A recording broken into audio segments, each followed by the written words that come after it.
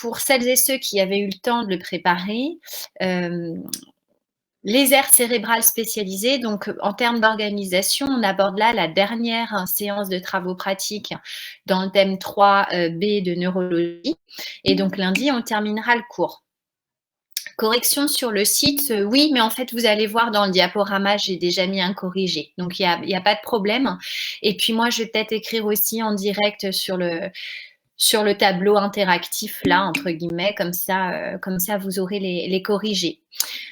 Donc, on vous dit, on fait une mise en situation là dans ce sujet. Si le réflexe myotatique sert d'outil diagnostique, ça on l'a vu dans le cours lundi dernier, pour identifier d'éventuelles anomalies du système neuromusculaire local, une éventuelle lésion d'un nerf ou de la moelle épinière. Je vous rappelle que le centre nerveux qui commande le réflexe myotatique, c'est la moelle épinière. Donc, quand un médecin tape avec un marteau sur le tendon rotulien ou sur le tendon achilléen, c'est pour vérifier la fonctionnalité de la commande nerveuse au niveau du centre nerveux qui est la moelle épinière. Il ne vérifie pas le fonctionnement cérébral.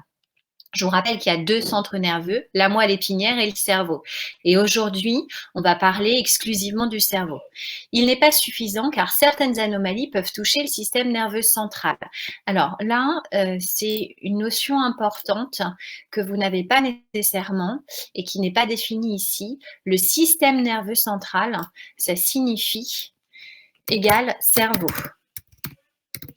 Et le système nerveux périphérique, c'est la moelle épinière. Donc, les centres nerveux, il y en a 2, le cerveau et la moelle épinière. Et on qualifie de système nerveux central le cerveau et de système nerveux périphérique la moelle épinière. Et se traduire aussi, donc hop, je reprends le pointeur, et se traduire aussi par des dysfonctionnements musculaires. Donc on peut avoir des problèmes de motricité sans avoir de problème au niveau de la moelle épinière, mais plutôt un problème de commande nerveuse volontaire au niveau du cerveau. Parfois, les anomalies ont pour origine l'encéphale.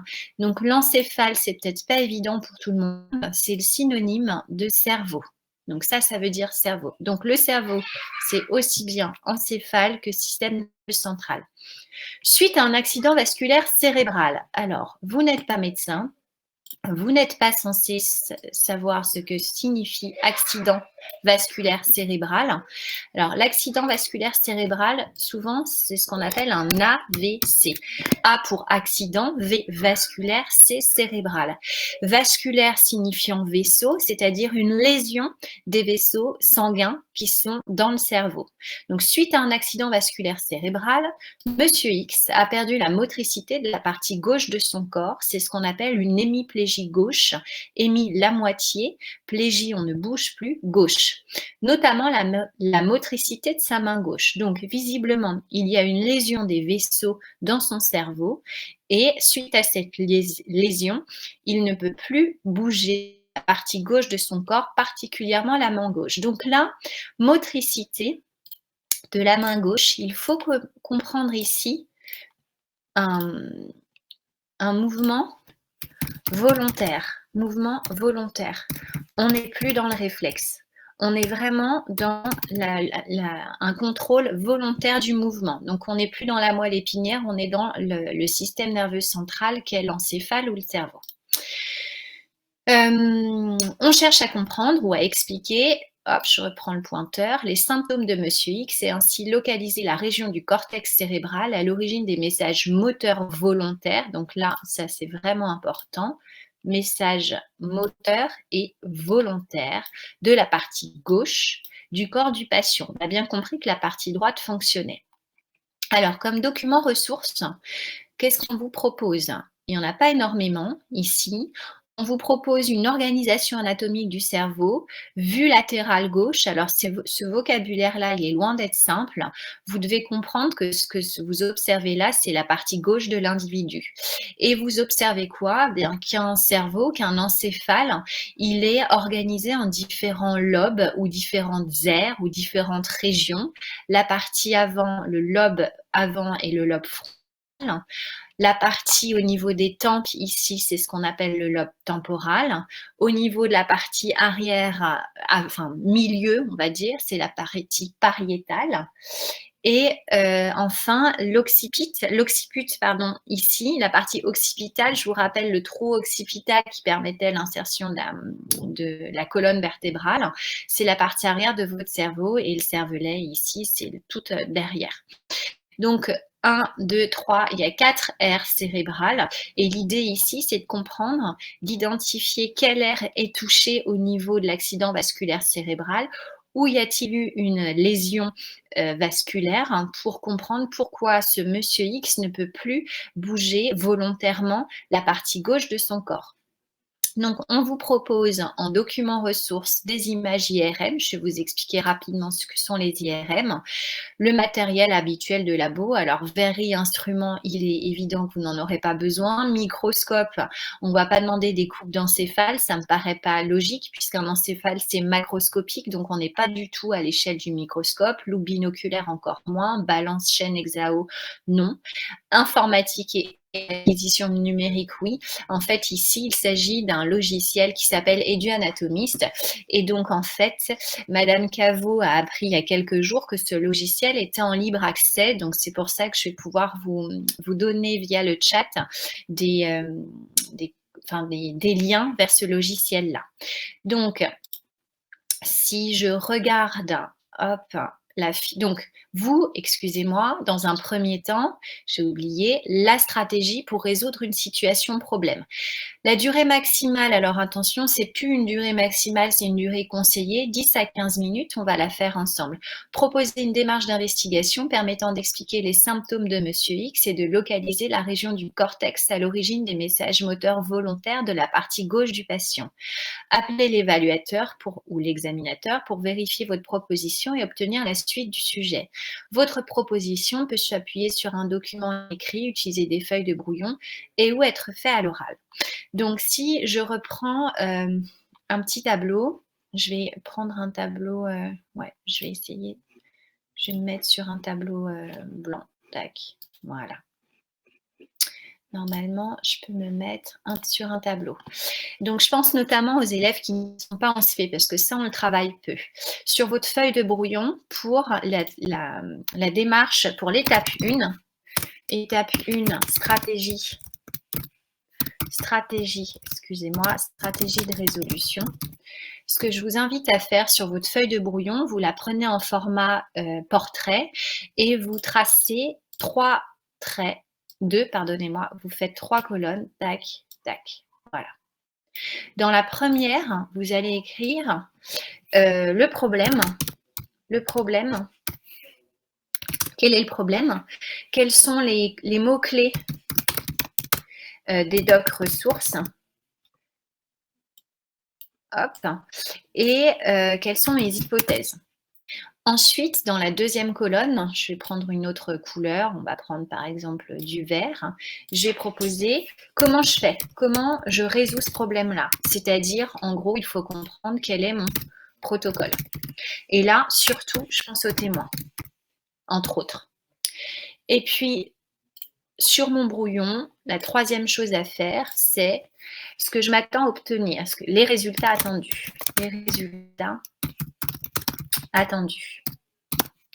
Alors, si je reprends le problème de Monsieur X, alors ici, je vais reprendre mon stylo bleu. Tac. Alors, on cherche, si je reprends l'intitulé du sujet, hop, il faut juste que je l'ouvre sur une autre page, excusez-moi, parce que sinon je vais perdre ce que j'ai écrit.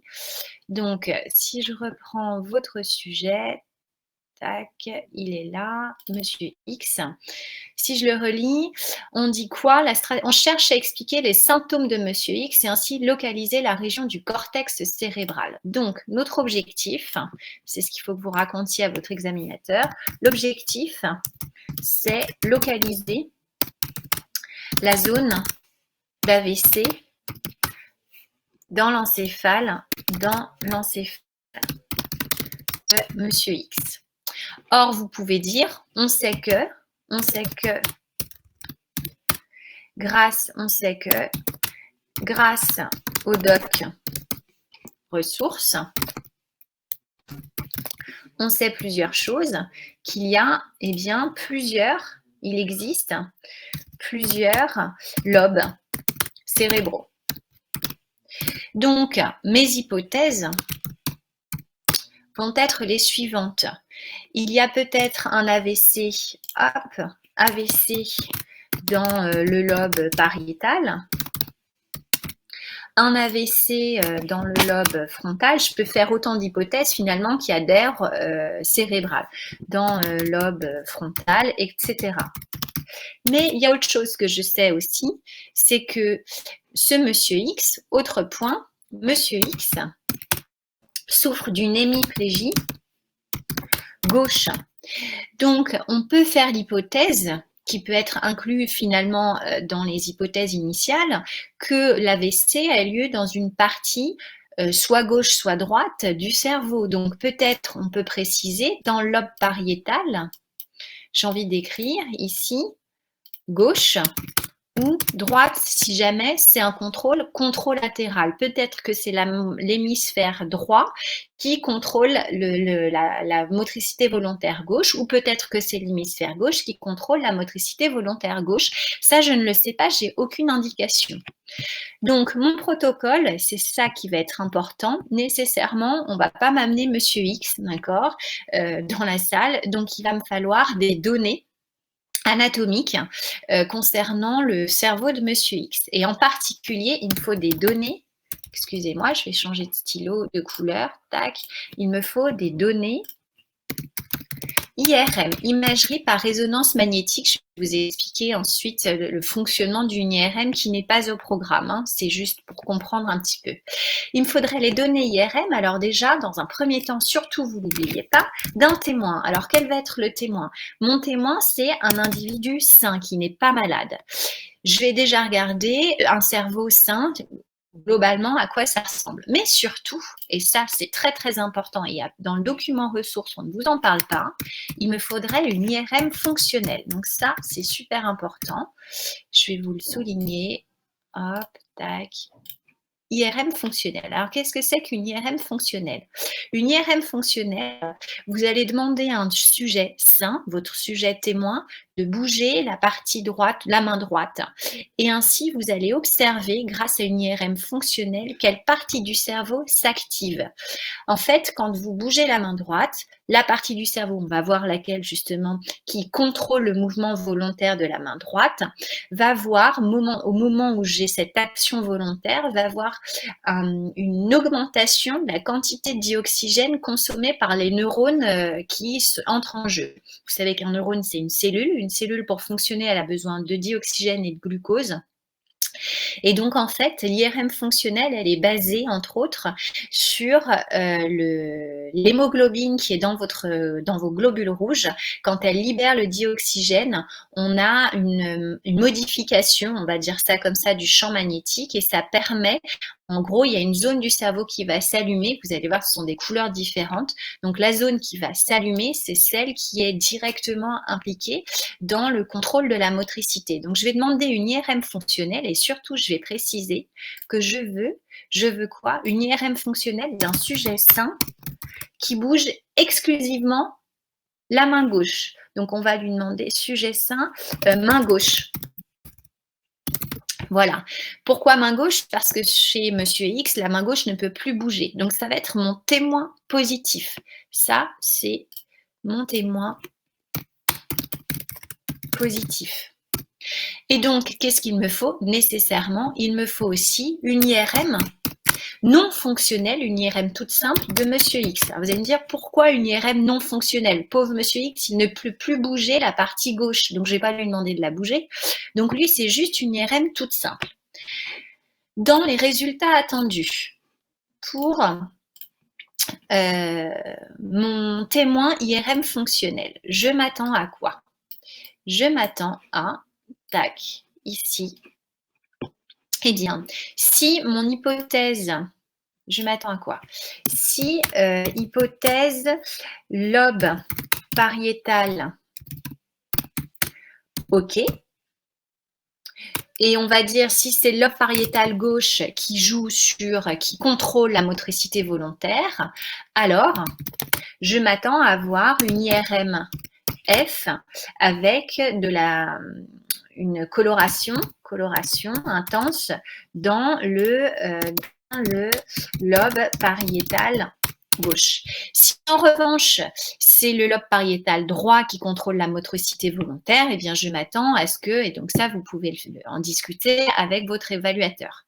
Si c'est le lobe frontal qui contrôle la motricité volontaire, je m'attends à ce que ce soit le lobe frontal gauche, par exemple, pour la partie gauche, ou alors je m'attends à ce qu'il y ait un contrôle contralatéral. Contralatéral, ça veut dire que la partie droite contrôle la partie gauche, ou la partie gauche contrôle la partie droite. Quant à Monsieur X, eh bien, je m'attends à, hop, je reprends ma flèche, Monsieur X, lui, eh bien, je m'attends à avoir, je ne sais pas, une zone opaque, une certaine opacité, par exemple, ou un trou, si vous voulez. Je m'attends à avoir une opacité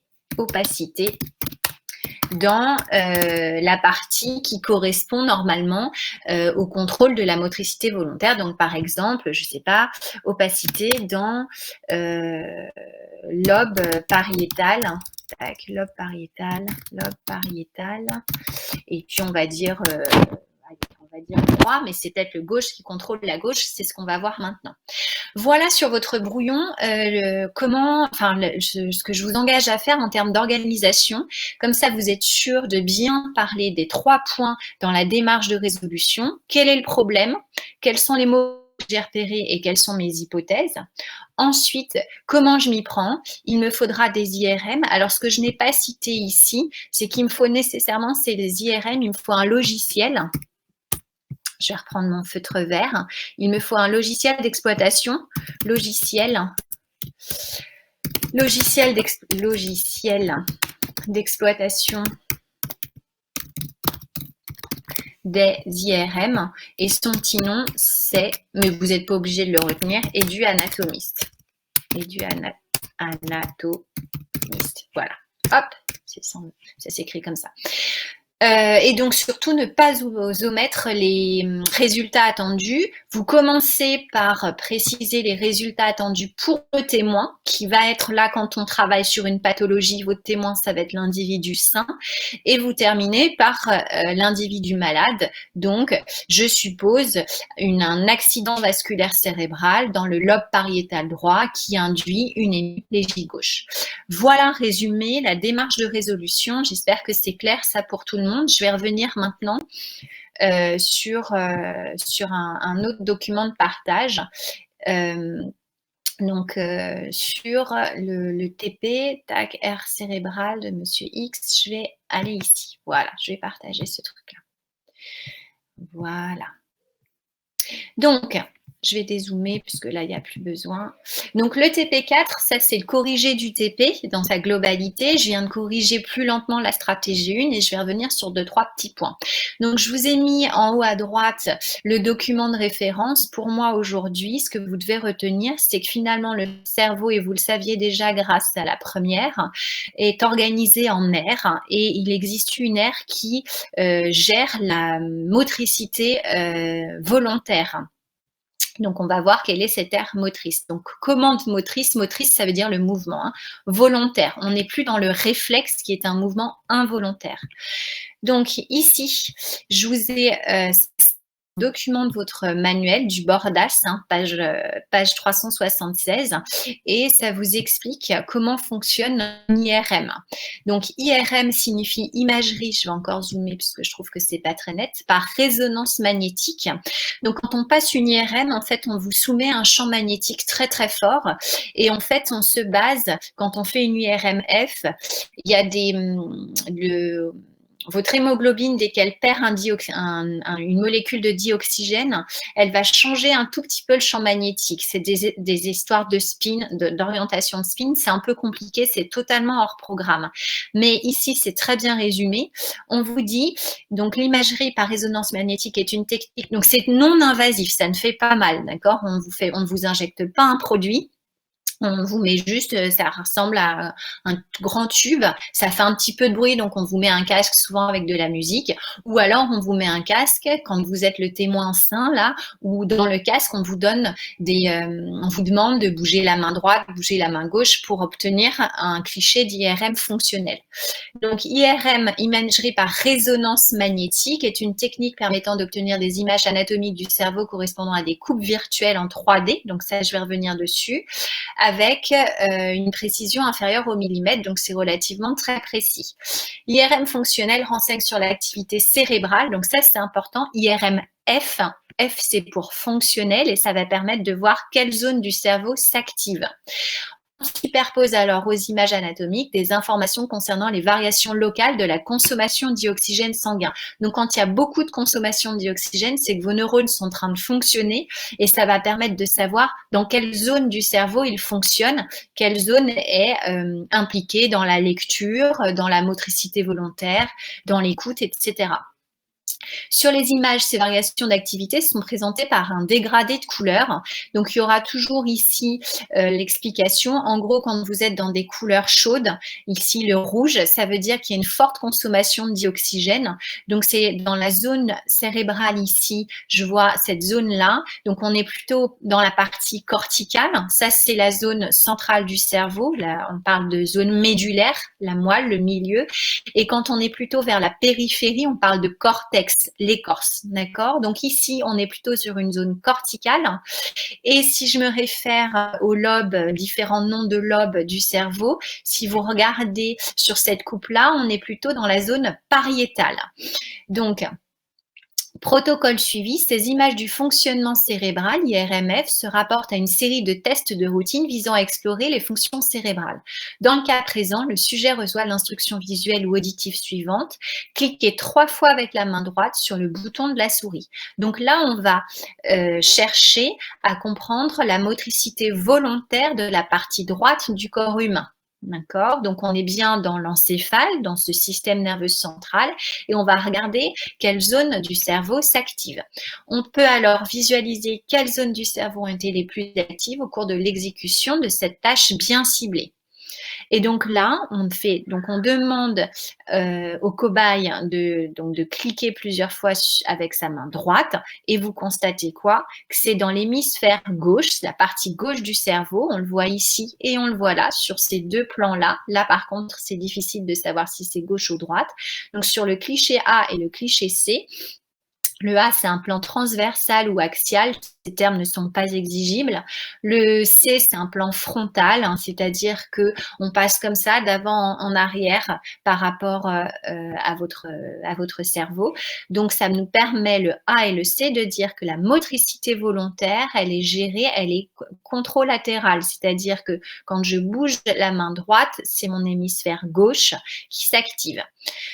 Quelques indications pour l'utilisation du logiciel. Rechercher et charger les images. Ça, c'est pas à vous de le faire, on va vous les donner. Sélectionner une palette de couleurs. Ça, vous verrez, c'est facile. Faire varier la position du curseur pour rechercher une zone plus active que les autres. Je vais vous donner dans le chat comment aller sur les IRM de Monsieur X, etc. Déplacer la croix pour obtenir la même zone sur 3 images. Donc, je passe à la diapo qui suit. Je vais dézoomer. La carte motricité du cortex cérébral. Donc là, eh bien, en fait, là, j'avance un petit peu dans le cours, mais vous comprenez quoi? Qu'on est bien au niveau de la zone pariétale, c'est bien elle qui gère la motricité volontaire. Si on veut être très précis, en fait, je vais zoomer un tout petit peu, voilà. Tac. En fait, au niveau, donc la zone pariétale, c'est à peu près, on va dire, au niveau du casque quand vous écoutez de la musique. Il y a 2 sous-aires. Il y a l'aire dite prémotrice, c'est le fait d'avoir la décision de faire le mouvement, et l'aire motrice au sens strict, là je fais le mouvement. C'est expliqué ici. La commande des mouvements volontaires, il faut déjà avoir commandé le mouvement, c'est déjà avoir la décision de le faire, puis ensuite le faire. Donc, la commande des mouvements volontaires met en jeu des territoire bien déterminé du cortex cérébral. Donc, on est bien dans la partie corticale, hein, on est bien vers la partie externe, mais pas médulaire, pas centrale. Appelée pour cette raison aire corticale motrice. Donc, corticale, ça vient de cortex, d'accord? C'est l'aire périphérique. Motrice, mouvement. Alors que l'aire motrice primaire commande directement les mouvements, elle est ici, d'accord? L'aire qualifiée de prémotrice, elle est située juste devant l'aire motrice. Elle est impliquée dans la planification et le contrôle. Je vais prendre la souris de mon ordinateur, ça, juste, j'ai la décision, je prends cette décision de le faire, c'est l'aire prémotrice qui va s'activer avant l'aire motrice et contrôle l'exécution des mouvements. Les aires motrices sont présentes symétriquement dans les deux aires cérébraux. Autrement, dans les deux hémisphères, excusez-moi, cérébraux. Autrement dit, il y a un contrôle latéral, c'est écrit dans la diapositive qui suit. Je vais vous laisser le temps de le lire, ce terme-là. L'hémisphère droit contrôle les mouvements gauche et l'hémisphère gauche contrôle les mouvements droits. Ce petit homonculus, je vais vous expliquer ce que c'est, mais ça, vous n'avez pas à le retenir. Toute stimulation pratiquée dans l'aire motrice se traduit par l'exécution d'un mouvement d'une partie du corps, alors qu'une lésion entraîne une paralysie de cette même partie. Des expériences systématiques de stimulation confirment une investigation par imagerie cérébrale ont permis de dresser une cartographie de l'aire motrice. C'est l'homonculus, donc ce mot-là n'est pas à retenir, c'est écrit ici en italique. L'homonculus moteur, chaque partie du corps humain est associée au territoire du cortex qui assure sa commande motrice. Donc si vous regardez l'aire motrice, en fait, eh bien, si je stimule cette zone-là, par exemple, de mon cerveau, eh bien, c'est tout ce qui est commande volontaire au niveau de la main et des doigts. Si vous regardez, c'est pile dans une zone où il y a une digitation importante. Alors, sans finalisme aucun, quand j'ai une forte digitation, ça veut dire que j'ai une grande surface d'échange. Donc, potentiellement, j'ai beaucoup d'informations qui circulent et c'est totalement logique. Pourquoi? Parce que ma motricité volontaire au niveau de la main et particulièrement des doigts, elle est très forte. Le mouvement, il est très fin. Si je suis capable d'être aussi fine dans le mouvement, c'est bien parce que j'ai un contrôle de la motricité volontaire qui est précis, donc beaucoup de corps cellulaires et beaucoup de connexions synaptiques. Tout ça, ça prend de la place. Donc, vous comprenez pourquoi ici, vous êtes pile dans une digitation qui augmente la surface d'échange au niveau des doigts. Si je regarde, par exemple, au niveau des hanches et du tronc, la motricité volontaire des hanches et du tronc, elle est quand même limitée. Et d'ailleurs, vous remarquerez que c'est une petite surface au niveau de l'homonculus. Par contre, au niveau de notre visage, si vous regardez les proportions de cet homonculus, de nous, eh bien, on a un très grand visage, une grande main avec des grands doigts et par contre des tout petits coudes, des tout petits bras, des tout petites épaules parce que la motricité volontaire au niveau de l'épaule, elle est très limitée. Alors qu'au niveau du visage, je vous en avais parlé, vous bougez, on a une expression faciale qui est importante avec plein de petits muscles qu'on contrôle volontairement. Donc, c'est pour ça ici que vous avez une grande surface au niveau de l'aire motrice primaire qui vous permet de bouger, etc. Voilà. Donc, tout ce qui est, il y en a même qui savent bouger leurs oreilles, leur nez, voilà. Donc, voilà pour l'explication de la motricité volontaire. Tac, je passe à la suivante. Exemple de trouble de la motricité. Donc là, c'est un exemple pathologique, la maladie de Parkinson.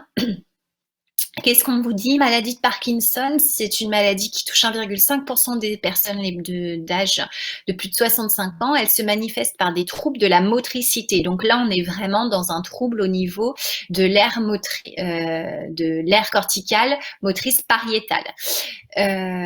Trouble de la motricité, tremblement au repos, surtout au niveau des mains, mouvements difficiles à exécuter. Donc, vous n'avez pas à maîtriser l'homonculus, mais les mains, donc c'est cette zone-là, c'est plutôt vers le haut. Voilà.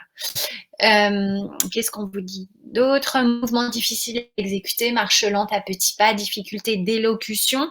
Quand vous parlez, il y a énormément de motricité faciale pour vous permettre de bien formuler vos mots. Donc, c'est pour ça que, voilà, quand on a des troubles de la motricité de l'aire pariétale, forcément, on a du mal à parler. Cette maladie est due à la disparition progressive de neurones situés en profondeur dans l'encéphale. Alors là, par contre, ça vous montre qu'il n'y a pas que la partie corticale qui gère la motricité, il y a aussi des neurones un peu plus profonds. Coupe transversale montrant une diminution de l'activité des neurones utilisant de la dopamine. Alors la dopamine, ce n'est pas au programme, on vous signale juste que c'est un neurotransmetteur. Vous, le seul à maîtriser, c'est l'acétylcholine. Mais au niveau de notre cerveau, il y a beaucoup de neurotransmetteurs de type dopamine. Et l'apraxie, du grec praxis, l'action, c'est un trouble de la réalisation des gestes. Et là encore, on vous dit, le sujet est incapable d'exécuter certains mouvements de façon intentionnelle ou lorsqu'on lui donne un ordre. Donc, quand on donne un ordre, on n'est pas dans le réflexe, on est vraiment dans la motricité volontaire. Les fonctions motrices sont cependant intactes, le sujet ne présente aucune paralysie, ce qui veut bien dire qu'on est dans une difficulté de contrôle de la motricité. Ce déficit neurologique concerne la conceptualisation et l'exécution programmée, mettant en jeu les aires prémotrices et le cortex préfrontal. Donc, aire prémotrice, ça veut dire que je n'arrive pas à induire l'aire prémotrice, c'est l'aire qui va décider de faire le mouvement. Si j'ai une lésion au niveau de l'aire prémotrice, alors que je peux normalement bouger, eh bien, je ne bougerai pas parce que je n'arrive pas à avoir l'intention de faire le mouvement. En gros, je veux attraper le verre, mais je n'y arrive pas. Autre petit document, toujours là, j'ai essayé vraiment de prendre un maximum les pages de votre Bordas. Il est très bien fait sur la partie neurologie. Les effets des lésions médulaires. Donc médulaire, ça c'est peut-être pas évident pour tous. Médulaire, ça vient de moelle. Donc là, on retourne non plus sur le cerveau, mais sur la moelle. Donc médulaire, c'est l'adjectif qualificatif pour dire moelle épinière. Donc, des lésions, des coupures dans la moelle épinière, la perte de la motricité. Et là, on est bien sur une perte de motricité volontaire. Vous allez me dire, c'est bizarre, puisque vous m'avez dit que c'est le cerveau qui contrôle la volonté et la moelle épinière qui contrôle le réflexe. C'est pourquoi un individu qui a une lésion dans la moelle épinière ne peut plus marcher. On va le voir là. Alors, on vous dit, je vais reprendre le pointeur, les accidents qui affectent la moelle épinière se traduisent souvent par une paralysie et une perte de sensibilité plus ou moins importante. Alors, à gauche, ce basketteur-là, vous voyez qu'il est en fauteuil roulant. Autrement dit, il a perdu la motricité volontaire, la partie basse du corps, de ses jambes. Il est dit paraplégique, c'est pas total, il peut encore bouger les mains. Il a été victime d'une lésion accidentelle de la moelle épinière au niveau des vertèbres lombaires. Donc les vertèbres lombaires, lombalgie, c'est le bas du dos. Il est désormais paralysé des deux jambes et de la partie du tronc, mais la motricité des membres antérieurs est conservée. Donc là, ce cas-là, il est vraiment important. J'en déduis que le cerveau, qui est finalement le centre nerveux qui commande la motricité volontaire, envoie des messages nerveux qui passent via la moelle épinière et qui ensuite agissent sur les motoneurones qui permettent ensuite la contraction.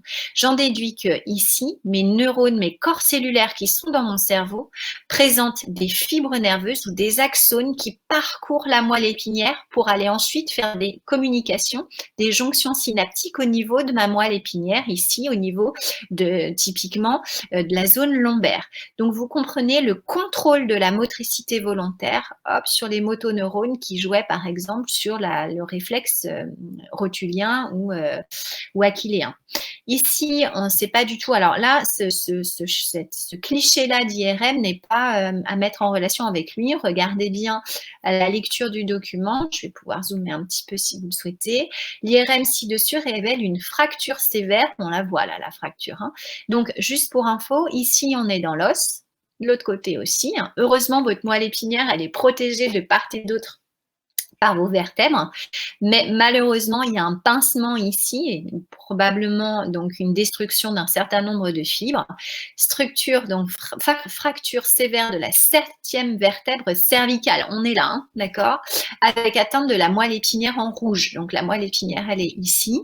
Les lésions de ce segment particulièrement vulnérable de la colonne vertébrale, accident de la circulation, chute, sont la cause d'une paralysie grave. Là, si on est un choc très haut, bah forcément, là, je vais plus pouvoir bouger ni les bras, ni les jambes.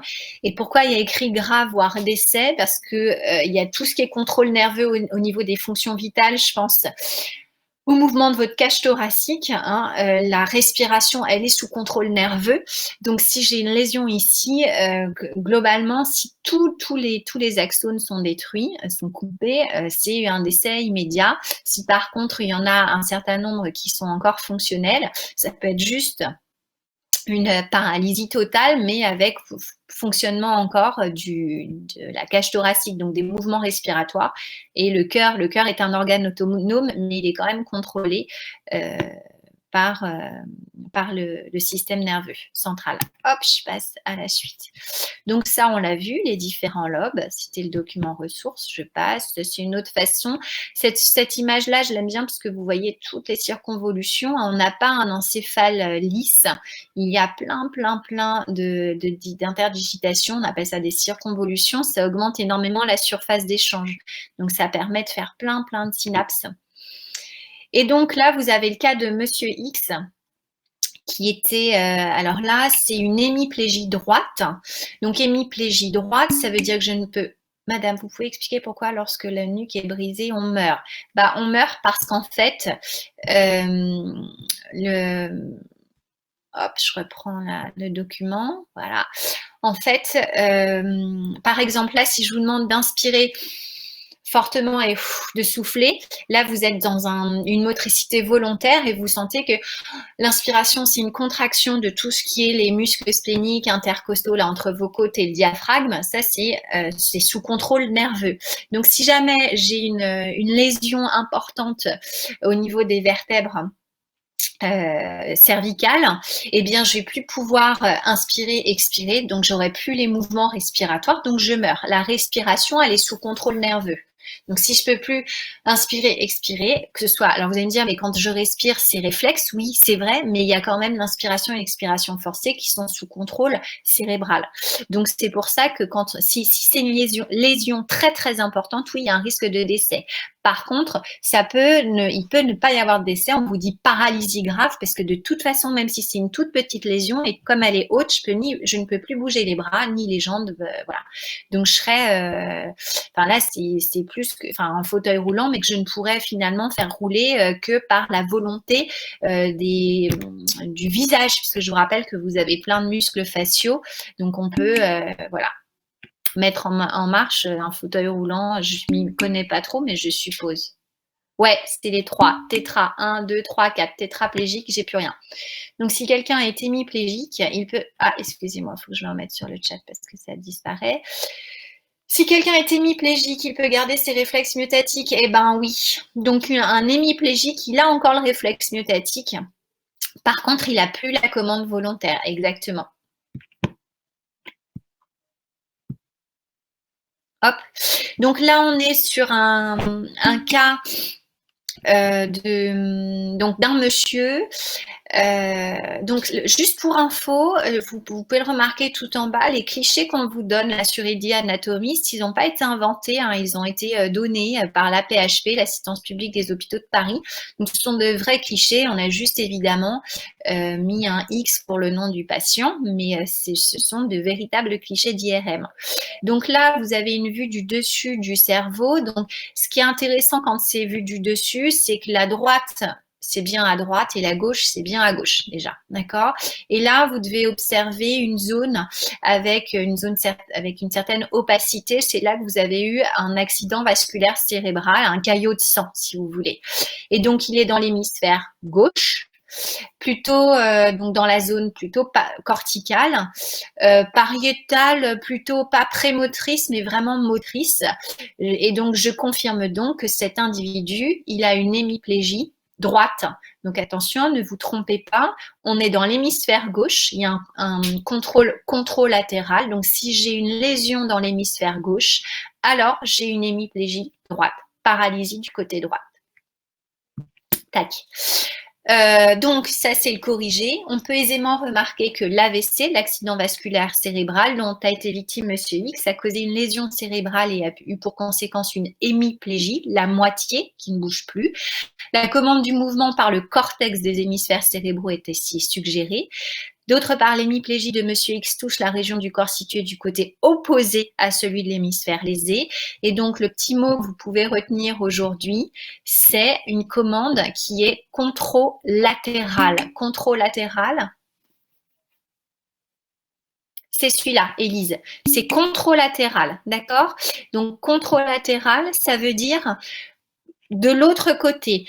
Je commande latéralement, c'est-à-dire que le côté droit contrôle la main gauche et le côté gauche contrôle la main droite. Pour vous, c'est compliqué parce que vous me voyez en bas si vous me regardez dans l'autre sens, mais ça veut dire ça, controlatéral. Donc, enfin, en mettant en parallèle l'attente motrice de ce sujet et le fait que la zone cérébrale lésée, est-ce qu'il y a une explication à cet inversement? Ouais, c'est ce qu'on appelle une décussation. Mais ce mot n'est pas au programme. Je vais vous le montrer, il est écrit après. En fait, il y a un croisement. Vous l'aviez vu l'année dernière déjà avec vos yeux. Je ne sais pas si vous vous souvenez, le nerf optique, il y a un croisement ici à peu près, à l'intérieur de mon cerveau au niveau du chiasma optique. Donc, tac, je vais vous le montrer, le mot décussation, il est là. Attendez, je finis juste sur ce truc-là. Ça, c'est une IRM fonctionnelle d'un patient. Donc, c'était juste pour vous montrer, là, ce patient-là, quand on dit patient, attention, ça ne veut pas dire un malade. Ça veut dire juste une personne qui subit l'IRM. Et là, ce patient-là, c'est votre témoin. Donc, surtout ne pensez pas que quand il y a écrit patient, c'est un individu malade. Ça peut être prêté à confusion. Là, je constate juste que sur les 3 clichés, eh bien, ça s'allume dans l'hémisphère droit. Donc, on est en train de lui demander de bouger la main gauche. On est bien dans la zone corticale. On est bien dans la partie pariétale. Donc, au niveau du cortex moteur, on le voit super bien ici et là. Et là, par contre, on lui demande de bouger la main droite. D'accord? Donc ici, c'est écrit en tout petit et c'est pas vraiment explicite. Mesure de la différence entre les acquisitions avec l'activation motrice de la main gauche. Ok? Quand c'est écrit main gauche versus celle de la main droite, ça veut juste dire qu'on lui demande de bouger la main gauche. Et donc, c'est l'hémisphère droit, un contrôle controlatéral qui s'active. Et là, c'est le même patient, mais cette fois-ci, on lui demande motricité de la main droite versus celle de la main gauche, c'est-à-dire qu'on ne lui demande que de bouger la main droite, et donc c'est l'hémisphère gauche qui s'active. Tac. Donc, le mot décussation de la voie pyramidale. Donc, pour ceux qui feront médecine l'année prochaine, bah, vous vous ferez plaisir avec cette expression-là.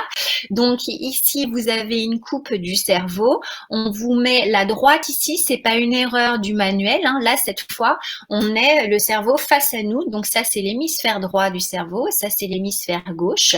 Vous constatez que les corps cellulaires sont vraiment dans la partie corticale. C'est pour ça qu'il faut mettre un casque quand vous faites du vélo en ce moment. Vous n'en faites pas, sauf dans votre appartement, mais même de la trottinette ou autre, parce qu'en fait, vos corps cellulaires sont dans la partie vraiment corticale. Donc, un choc peut être très, très grave, surtout dans cette zone-là, puisque si le corps cellulaire est détruit, je vous rappelle que c'est la partie qui contient le noyau de votre neurone, vous détruisez la cellule, et là, si je détruis la cellule, bah, il y a plus d'axone. Hein.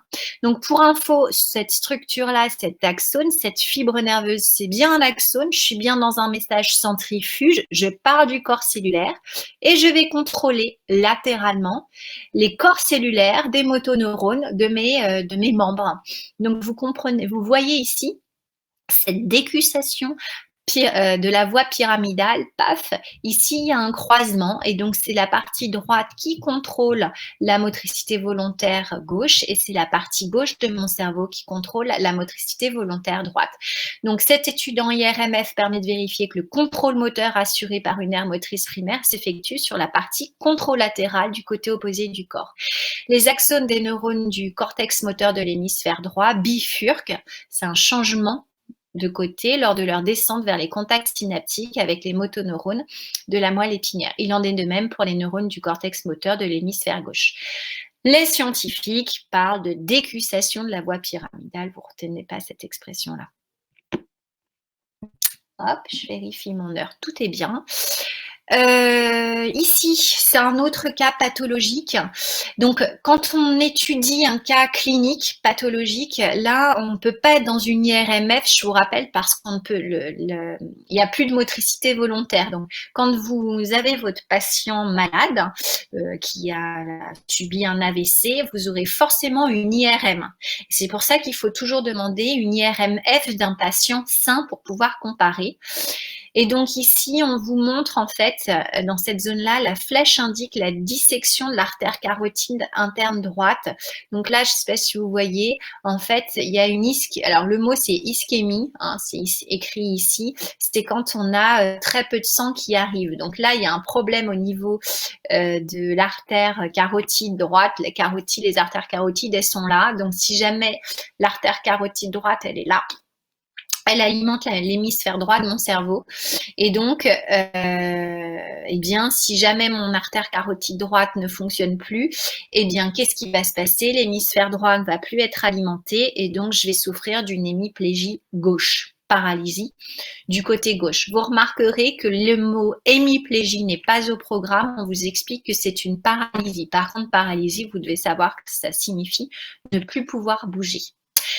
Encore un autre cas clinique, j'espère maintenant, sans être médecin, qu'il est évident pour tout le monde que le trouble, il est là, d'accord? Donc là, j'ai un problème du côté de l'hémisphère droit. On est encore dans la zone corticale et même médulaire, pariétale. Donc, problème, hémiplégie, forcément gauche. Je peux vérifier, hémiplégie gauche, donc je ne me suis pas trompée. Je continue. Ça, c'est sur les renforcements. On le reverra un petit peu en cours lundi. Je ne sais pas si vous vous souvenez quand on a fait l'hexao ensemble, quand vous aviez fait le réflexe achilléen, j'avais demandé à certains d'avoir une action volontaire de renforcement, donc de serrer les mains. Pourtant, on n'était pas du tout sur la contraction du mollet, on était là concentré sur les mains.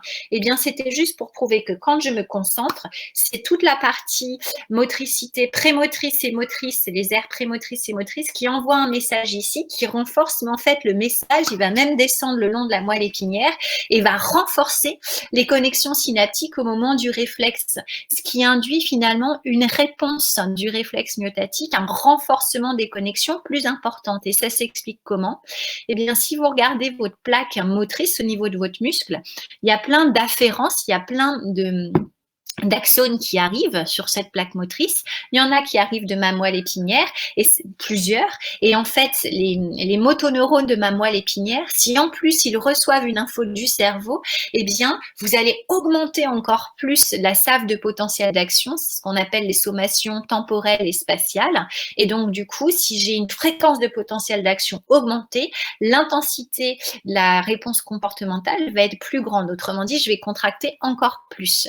Donc ça, c'était, et on reverra ces notions-là, la notion de sommation, soit temporelle, soit spatiale. Ici, je vais me permettre de zoomer un petit peu plus. Tac, ici, une sommation temporelle, c'est quand ici, l'afférence, le message qui arrive au niveau de ce corps cellulaire, eh bien, j'ai une salve de potentiel d'action qui arrive. J'en ai plusieurs qui sont dans un court laps de temps.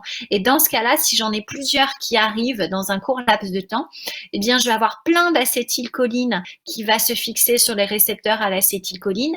Donc, plein d'ouvertures avec plein d'ions Na+, qui rentrent. Donc, une très forte dépolarisation. Et alors, un message nerveux ici qui va être émis sous forme de potentiel d'action avec une fréquence importante. Donc, c'est la notion de sommation temporelle. Donc ça, c'est si par exemple, je tape, alors là c'est un peu faux ce que je vais dire, mais si je tapais très rapidement au même endroit sur le réflexe, sur le tendon achilléen. La sommation spatiale, ce serait l'exemple quand je fais comme ça et que j'augmente l'intensité de la réponse comportementale. En fait, qu'est-ce qui se passe? Là, on peut dire que j'ai le neurone sensitif, je viens de taper sur mon tendon d'Achille, donc le neurone sensitif paf, synapse excitatrice va activer le motoneurone qui envoie un message nerveux. Mais en même temps, comme je suis en train de me concentrer, eh bien, on peut dire que j'ai une afférence de l'aire motrice qui va venir ici envoyer aussi un message nerveux à mon motoneurone. Donc, je cumule cette synapse excitatrice et celle-ci. Et donc, comme j'ai des deux côtés plein d'ions Na+ qui vont rentrer, là encore, je vais avoir une forte dépolarisation et une fréquence de potentiel d'action très importante. C'est ça le renforcement. Donc, il peut être spatial ou il peut être temporel. Voilà, tac, je me remets là. Ça, c'est juste pour vous montrer, là encore, l'importance de mettre un casque. Je ne sais pas si sur la photographie, c'est bien visible. Je regarde, c'est tiré de votre livre, ça.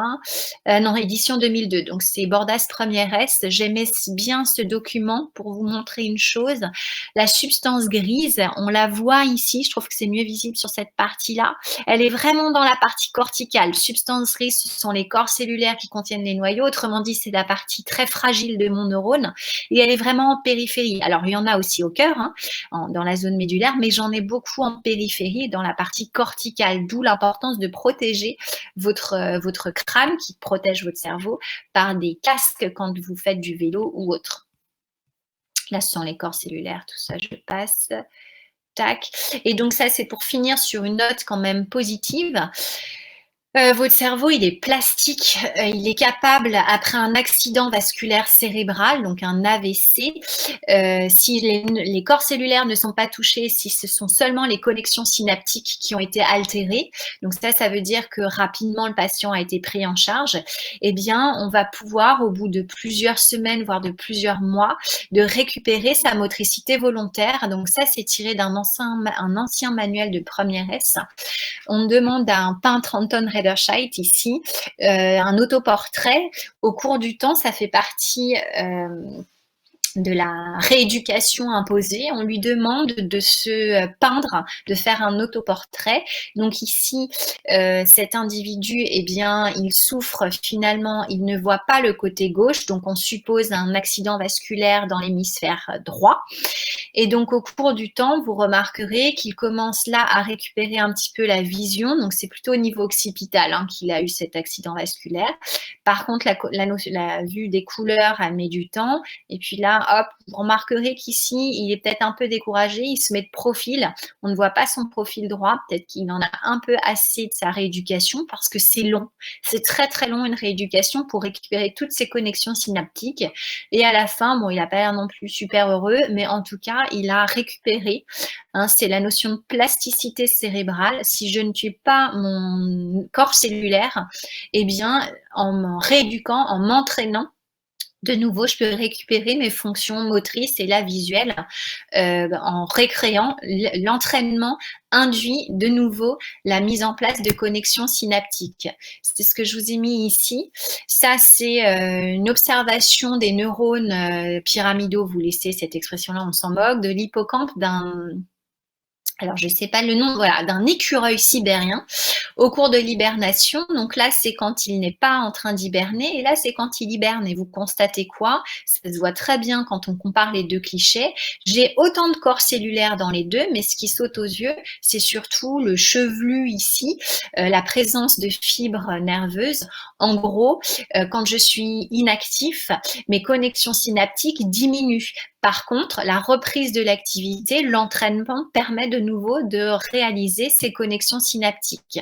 Là, c'est une image des neurones de cet hippocampe, c'est pas le nom de l'animal, hein, c'est la zone intérieure du cerveau qui présente des corps cellulaires et des synapses. Épines dendritiques marquées par des flèches. Un animal actif, vous avez plein d'épines dendritiques, autrement dit plein de connexions synaptiques. Et l'animal hibernant, vous en avez 3, en supposant que c'est le grossissement. Je n'en ai que 3 ici, contre une dizaine. Et l'animal au réveil, 2 heures après l'éveil, vous voyez que les connexions synaptiques se recréent. Donc, votre cerveau, il est plastique. Plastique, ça veut dire un retour à l'état initial à condition de vous entraîner. Voilà pour le TP d'aujourd'hui. Alors, pour que vous ne soyez pas déçus sur la super animation de Madame Caveau pour continuer vous, si vous voulez vous entraîner sur Edu Anatomiste, c'était Lisa Cudi qui, je ne sais plus l'histoire, mais qui n'arrivait plus à faire des choses. Donc, je vais vous envoyer tout de suite sur le chat hop, ici, l'IRM de Lisa Cudi, la voici. Et je vais vous l'envoyer aussi sur le WhatsApp. Et puis, vous allez me demander nécessairement, alors je ne sais plus de quoi elle souffre, c'est la gauche ou la droite. J'ai un vieux doute. Il vous faut quoi? Attendez, vous l'avez pas regardé, son truc? La droite, ok. Donc, puisqu'elle n'arrive plus à bouger la partie droite, vous me demandez nécessairement une IRM fonctionnelle d'un patient qui bouge la main droite. Donc, je vous donne une IRM sein main droite versus gauche. Donc, je vous le donne tout de suite et je vous envoie ça sur WhatsApp si là, vous n'avez pas le temps de le faire. Donc, IRM fonctionnelle sein main droite versus main gauche, commande C, tchac. Et donc, normalement, la magie opère quand vous cliquez sur... je dis une bêtise? Main droite. Ah bah oui, non. Donc justement, là, je vous donne un patient qui, lui, bouge sa main droite. Et donc, normalement, vous allez observer sur son IRM, en cliquant là sur le lien envoyé, vous allez observer que chez le patient sain, que vous allez avoir une activation de l'hémisphère gauche. Donc, à vous de demander, mais je crois que Lisa a une partie sombre à droite. Alors, dans ce cas-là, si elle a une partie sombre à droite, c'est un souci dans la partie gauche. Donc, dans ce cas-là, je vous donne l'IRM sein d'une main gauche. Hop, commande C. Hop, excusez-moi, j'ai perdu ma main. Sans mauvais jeu de mots, tac. Donc, IRM sein main gauche versus main droite. Tac. Oups, j'ai cliqué. Alors, je vous donne sein. Attendez, j'ai dit quoi? Sein, main gauche versus droite. Donc, tchac, main gauche versus droite, copier, tac. Je vais vous l'envoyer sur le WhatsApp. Voilà, voilà. Ok. Alors, pour la semaine, pour lundi prochain, voilà ce que je vous propose. Vous pouvez vous entraîner si vous avez un ordinateur à disposition et au vu du sondage que j'ai envoyé, c'est le 95% en tout cas de ceux qui ont répondu ont un ordinateur perso et 100% d'entre vous ont la possibilité d'en utiliser un. Donc, je vais vous envoyer, soit vous avez pu là vous connecter et aller sur les IRM et vous le regardez chez vous tranquillement, mais sur le WhatsApp, je vais vous envoyer tout ça. Le travail à faire va être donc de vous entraîner sur ces IRM. Je vais vous demander aussi, je vais vous donner un sujet de géologie. Vous le faites chez vous, vous essayez de vous chronométrer en 1h30, ce serait bien. Si vous le faites pas, c'est pas grave. Et je vais vous donner évidemment le corrigé. C'est l'évaluation de géol que j'aurais dû faire là avant les vacances. Et donc lundi, sur l'heure de cours habituelle qu'on prend ensemble, c'est-à-dire de 10 à 11, si je dis pas de bêtises, vous c'est de 10 à 11, ouais. Eh bien, on fera une demi-heure la fin du cours de neurologie, je commencerai par ça, et après, je corrigerai, dans le temps qui me reste, le 2-2 de géologie que je vais vous faire parvenir. Alors, vous inquiétez pas, là, j'ai un entretien téléphonique important, je vais pas pouvoir et je suis en visioconf encore, là, avec... voilà, avec plein de monde là dans 2 minutes. Donc, je vais pas pouvoir vous envoyer tout de suite le travail à faire, mais je vous oublie pas. À 14h au plus tard, je vous envoie le travail à faire pour lundi. Voilà, portez-vous bien, restez chez vous. Bon courage pour ce confinement qui est pas toujours évident. Au revoir. Et merci Alan pour les enregistrements. Je sais que c'est très lourd à faire, donc merci beaucoup.